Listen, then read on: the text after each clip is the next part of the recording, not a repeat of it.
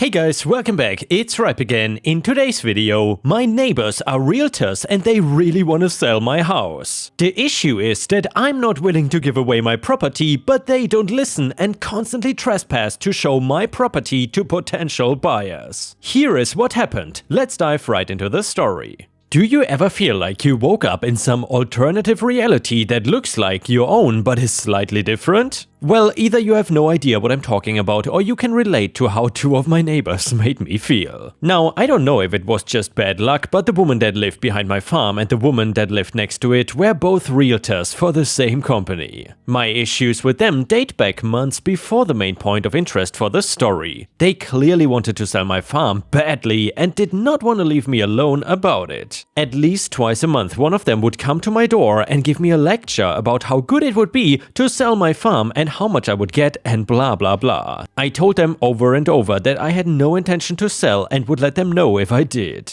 After months of this, my manners got thrown out the window and I told them to stop and please leave me alone. My guess is that since a farm property is larger and sells for more, that means they get a bigger commission. Hence, selling my farm would be more profitable to them than just selling a regular house. Which would be fine if I wanted to sell my farm in the first place. However, they know clear as day that I don't want to sell it, and after a while it became nerve-wracking. They started to do some things that were a little bit suspicious to say the least. I had caught them walking around on my property without permission a bunch in a short period of time. I don't know exactly what they were doing, but it looked like measuring and I was not able to think ahead to their plan. I chased them out and it seemed they had stopped, but neighbors told me they were spotted on my property again when I was just not home. I kind of felt like I was being stalked. It also did not occur to me to file a report for trespassing at the time because it seemed harmless enough. Then one day my doorbell rang and neighbor 1 was standing there with a stranger. Me, can I help you? Neighbor 1, this is one of the potential buyers for the farm. They just want to take a look around the house portion for their tour. Me, are you kidding me right now? I told you that I was not selling my farm and you came here trying to make me let somebody in? I never hired you to sell my property because it is not for sale. Don't you understand? Neighbor, you are being very rude to our guest. You cannot expect her to buy the farm without getting a look inside, so please move away. Me, if you try this crap again, I swear it will be a big mistake for you and your partner. I slammed the door in her face. I did feel bad for the woman with her that got caught in the crossfire. I'm sure she thought she was on a normal kind of tour. I wish I could say things stopped after that, but it only got worse. They came by all hours of the day with people wanting to buy my farm, which they were claiming to be the realtors in charge of selling. They tried all sorts of ways of forcing their way into my house to try and let people come in. Sometimes they would ring the bell for 10 minutes after I slammed the door, trying to further convince me. And by the way, Ripe Stars, at that point I would have already tried to get a restraining order against these trespassing annoying Karens. But anyway, at this point I had no choice but to retaliate against them. I got a lawyer and finally filed a lawsuit against my neighbors for their repeated trespassing and attempts to sell my property without consent. We also threw on a harassment charge for the constant doorbell ringing and bringing people over. I was concerned that if they somehow managed to convince somebody to buy it without seeing the house, what would happen next? I did not want to get to a point of somebody selling their home and paying for a farm that was never actually for sale. I figured a judge might tell them off and force them to back off of me and trying to sell my property. It was far more complicated than that when I saw the lie that they had up their sleeve for court. They had a totally different story from the truth that they were feeding to the judge. They claimed that they were the actual owners of the property and agreed to let me live there rent-free and run the farm until they got a buyer. That they wanted to countersue me for obstructing the sale in an attempt to keep living for free longer. My lawyer had to stop me from standing up and calling out their lies right then and there. They were asked for proof and they showed a document with my signature on the bottom of it agreeing to what they just said. I knew right away that the signature was not mine and how I could prove it to the court. I just needed to wait until they were done painting me as an evil man and I could explain to the judge. I told him there was no way the signature on that paper could be mine because it was written neatly and perfectly on the line. I have a visible hand tremor in my dominant hand that makes all of my writing look horrible, signature included. I had plenty of checks and stuff that showed how bad my actual handwriting looked and that it wasn't even close. They forged it just for the court so they could have some story to fall back on. I had other evidence as well to back up my claim to being the true owner of the farm. They claimed that I was living there for free, but I had years of mortgage and tax payments as the legal owner of the property. Plus other random bills like gas and electricity I threw in there just to make my point clear. They did not have a single thing aside from that document, not even a fake deed or any record showing them being the owners. They did not have anything else to stand on and were found guilty. I'm sure if they succeeded in selling my house, their punishment would have been a lot worse. Anyway, they had no prior history and got a year, which later ended up just turning into probation. The real karma was that they had broken rules that cost them more than just a year of their life. Forging those documents caused both of them to lose their realtor licenses. Neither one of them had a job now, and their husbands were both stay-at-home dads. I know this only because they never shut up about it and how progressive they are. Now they had no income and a criminal record to boot. Good luck getting a job now, ladies. You should have stayed away from my farm like I warned you. And yeah, Ripe Stars, it really feels like people are getting more and more entitled, and for some people it seems to be a hobby to mess with farmers. However, they really mess with the wrong demographic here, because farmers don't take no crap, that's for sure. Anyway, if you liked the stories so far, please don't forget to like the video and maybe even leave a comment, because that would help me tremendously. The next one is titled Terrible Boss Gets Owned. So I was with a well-known industrial supply wholesale company in the greater Chicago area. That's right there, probably gives them away, but to make it easy, let's call them XYZ Company. I spent a good 15 years there from 2000 until 2015 and left the company under good terms. After working in marketing for a few companies after 2K15, I started to get the itch to return to my former company. Something that works a little better for my young family. Get out of marketing along with the crazy hours and deadlines and extensive travel. I applied for an admin role in the inside sales department with the company, something I had never done before, but was eager to get out of marketing and get back to the company by any means necessary. Fast forward to the beginning of my time there, I supported 4 leaders as an admin. I got along great with 2 of the leaders, the other 2 not so much. Well, one of them had been there for years and was known for being tough to work with and also doesn't keep admins for very long. I could list 25 things that she mismanaged with me, but long story short, she threw me under the bus many times with my boss repeatedly for about 6 months. I had to begin to protect myself by screenshotting everything I did for her. I could send it to her each time she called me out for doing something wrong. Did not submit her expense report on time? Nope, got a screenshot showing that I did. Messed up her calendar by not assigning conference rooms? Nope, she rescheduled those herself and didn't put a room for the new time, and I had a screenshot to prove it. You get the idea. Regardless, my boss still saw this as a reason to discipline me. He blamed me for the mismanagement. He decided to put me on a PIP. There were no KPIs for this PIP, mind you, because there are no metrics for my role. It was gonna be completely subjective to their opinions of me.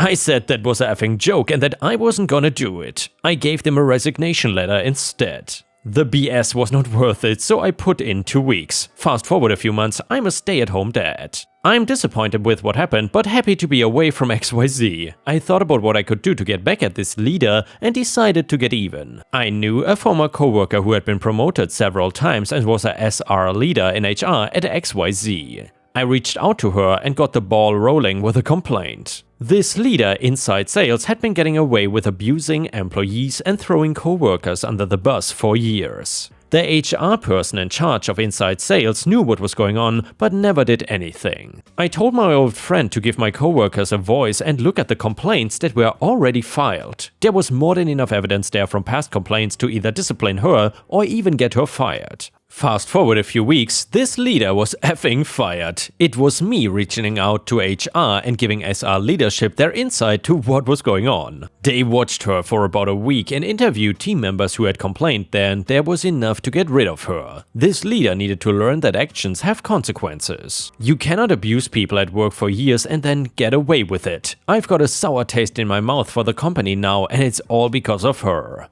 She had to pay the piper for this. She did, and now her ass is on the unemployment line with the rest of the people she fired or forced out of the company. I did this and it feels great. And yeah, Ripe Stars, honestly, in my opinion, no matter where you work, there's always this one person that gets away with too damn much. Whether it is abusing others, not doing enough work, or taking advantage of people. These folks really need to be turned a lesson, let me tell you. Anyway, the next one is an Am I the A-hole story. And by the way guys, let me know in the comments, how do you like these Am I the A-hole stories? I think it's nice to have them as variety, but obviously I would not make an entire video out of it. Anyway, this one starts like this. I, 34 male, served as a captain in the Marine Corps. I have left the service and right now I am doing an MBA. One of my classmates, 31 female, who we will call Jay, is very gentle, very soft-spoken and unassuming. Jay and I were working together on a case study once and I started opening up to her about my military service and all the lessons that I've learned from the corps. Jay enthusiastically told me, "That's so cool! I was a surface warfare officer in the Navy." I immediately felt suspicious about this claim. As I said, Jay is very demure and she doesn't really have the bravado that is required in the military environment. At least I feel like a certain amount of bravado is required. I still humored her and began asking about the details of her military experience. Where she was deployed, what courses she went through, what ship she served on, etc. Suddenly, Jay got all tight-lipped and she couldn't say anything specific about military life. She kept making excuses along the lines of, "It just wasn't a good period of my life, and I'd rather not talk about it." Eventually, I felt like I had done enough snooping around and I bluntly told her that she was bullcrapping and that I would rather not work with a phony. I talked about this experience with my friend M at our school's veterans organization. I told M to be wary of anything Jay says. M responded by telling me that Jay did serve, he has seen her paperwork and ID and everything, and that in fact one of her MBA recommendation letters was written by a retired Rear Admiral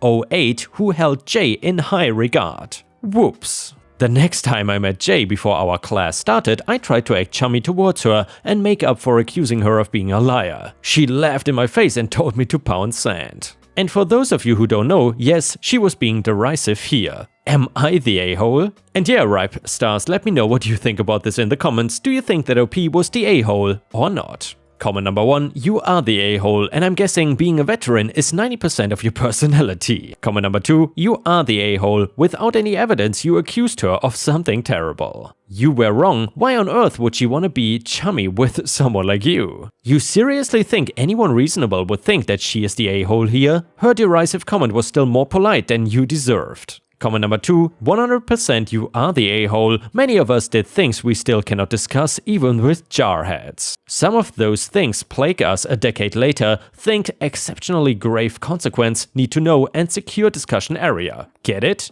And the next one is titled Getting Payback. So this happened 15 years ago, but I still laugh about this. A couple of weeks ago, before I got married, my fiancé got an apartment for both of us. He gave his mom a spare key in case of emergencies only. A few days later, she used the spare key to let several of his siblings decorate for his birthday. All they did is throw tiny confetti all over the apartment. I was pissed because it was a real pain in the rear to clean up. Fast forward to Christmas that year, I decided it was time to get my revenge. So I had hand-painted a dozen wooden nutcrackers about 4 inches tall for my mother-in-law as her Christmas gift. I got a large appliance box to wrap her gift in. I added several large bags of finely shredded paper and 5 pounds of the finest glitter on the market. I put the nutcrackers throughout the mix and wrapped it up. When it was time to open the gift, I encouraged my 3-year-old brother-in-law to help unwrap and find her gift. Shredded paper and glitter was thrown all over the room as he happily climbed into the box to find everything.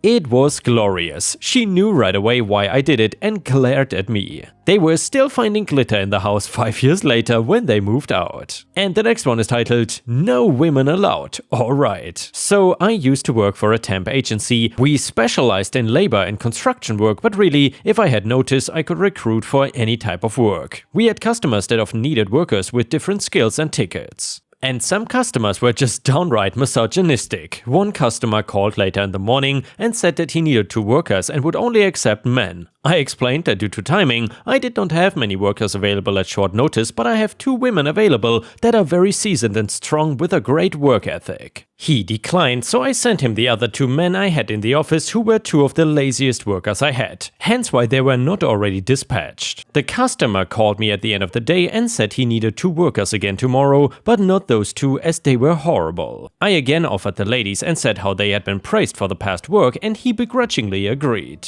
The next day he called and said how they were some of the best workers he had ever had. They ended up working for him for 3 months and he eventually fired them. And yeah, Ripe Stars, let me know what you think about this story. Honestly, I really don't like it when there are so many prejudices still around certain jobs. But honestly, I would not give a damn if someone who is coming to fix my internet or my toilet or whatever is a woman or a man. Thankfully though, here in Thailand, you often see women working the same jobs as men, which I think is a very good thing. And the next one is titled, Karen got into serious trouble. So this was back in college at the local Walmart that is known for always being interesting. I have so many stories from this place, I swear this Walmart is like a Karen beacon. This story is a bit chaotic, I try to write it as clearly as I can, but a lot was happening all at once, and while the memory is vivid, it is also quite mashed together. Some relevant info: I am pale and at the time I walked with a cane.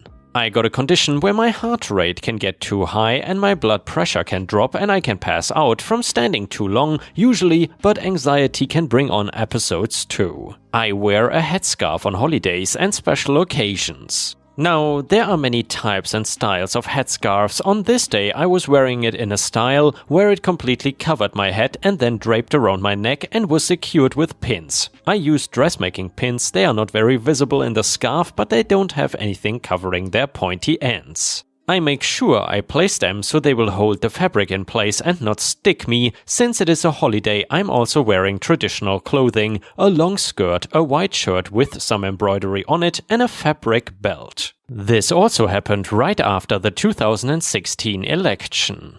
This was maybe a few weeks after, where stuff had calmed down a bit, but it was still pretty bad. I made the mistake of going to Walmart alone in traditional clothing. So I'm going around the Walmart picking up a few things and my backpack is in the front of the cart so I don't have extra weight on me. I am standing at one of those aisle ends and I was trying to find something and had to look up where it was on my phone. Out of nowhere, my headscarf is ripped off my head as someone behind me yells, "Terrorist woman!" Luckily, the scarf only had the end around my neck, so it pulled on my neck but did not full-on choke me. Still, this definitely activated my flight and fight response. The woman, clearly a Karen, then starts screaming as I turn around. Apparently one of the pins had stuck her when she ripped my scarf off. She is screaming that I'm a terrorist, I assaulted her, she wants the manager and the police called, etc. This couple had been down the aisle and saw it happen and ran over. The woman, NW, kind of threw her sweatshirt on my head and got between me and Karen. I was panicking at first but realized she was trying to help cover my head, and the man with her, NM, had also gotten between us and was yelling at the Karen. Then NM grabbed my scarf back and handed it to NW, who handed it to me, and she took her sweatshirt and held it up around my head to sort of block people's view of my head while I tried to get my scarf back on. The Karen is still screaming that she wants the police to arrest me for being a terrorist, for assaulting her, and how dare he. She is digging through her purse to find pepper spray because she wants to spray me and the man. I honestly did not even wrap my scarf properly, I wanted to get out of there as fast as possible. A nearby employee had come out of an aisle to see what was happening and ran off to get the manager, I'm assuming. The NM is yelling back at Karen and had confiscated the pepper spray from her. Karen is screaming that I am a traitor to my own race, along with her earlier insults, and is demanding that the NM pin me to the floor so she can pepper spray me and do a citizen's arrest, and keep me there until the police and FBI arrived, since she is adamant I'm a terrorist. So at this point I'm shaking and crying and my heart rate is extremely high, and I know I need to leave or I'm going to pass out. The NW asked if I wanted to leave and I nodded. She grabbed my backpack and the arm that I'm not holding the cane in, and she quickly walks me down the aisle and out of the store. We just left my cart where it was. She asked where my car was and I tried explaining that I'm a college student and have to wait for the bus, but I'm coughing and trying to breathe as my heart rate is well over 180 at this point. NW sees this and explains that she is a nurse and I'm clearly not okay and asks my medical condition and what I need. I explained what it is and that I need to sit and lay down because I'm gonna pass out. She offered me to sit in their van, which usually would obviously be a no, but we are standing in the middle of a parking lot and I'm about to pass out and currently my brain is not getting very much oxygen. She opens this side door and I sit on the edge of the car and promptly faint. I wake up a few minutes later and she is holding my wrist in one hand, checking my pulse and looking at her watch. I mumble something so she knows I'm awake and she just keeps telling me it's okay, I'm doing fine, and after I recover a bit I sit up and realize NM is standing outside the car. I think he was trying to give me privacy.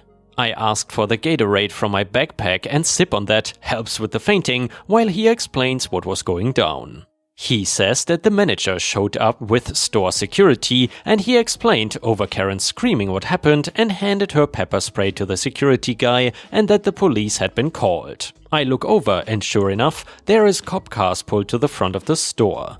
NM asked if I had been hurt, if I wanted to talk to the police. Honestly, I'm scared of police and just wanted to go home, so I declined to talk to the police or press charges. The NM went back inside to talk to the police a bit more and I tried to fix my scarf a little better. I had lost a few pins, though all this, which was kind of annoying, so I could not wrap it how it was earlier. The NW told me my heart rate had been around 200 when I passed out and luckily it had come down again quickly because she had considered calling an ambulance. She lets me know NM is texting her and reads out to me what is going down back in the store. As it turns out, I did not need to press charges. Karen was so infuriated that NM would help a terrorist woman to get away, she got a bit, aggressive. She was yelling at the manager, security, and the police officers when NM came back in. When she saw him, she ripped out her pepper spray. Apparently they were dumb enough to give it back to her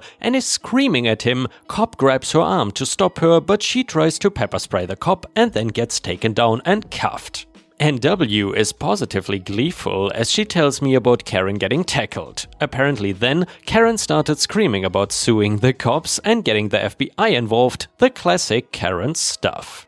I did not get to see Karen get taken off to jail, sadly. My bus pulled up and the NW helped me over to it. Since then, I refuse to go by myself to any store if I'm wearing a headscarf, even though I live in a different area now. And yeah, Ripe Stars, that certainly sounds like a terrible area full of entitled people. That Karen got exactly what she deserved, even though I would have loved to seen her being taken to jail. If you have ever met any crazy people at Walmart or other places like that, then please let us know in the comments, and either way, thank you very much for watching. I hope to see you again tomorrow.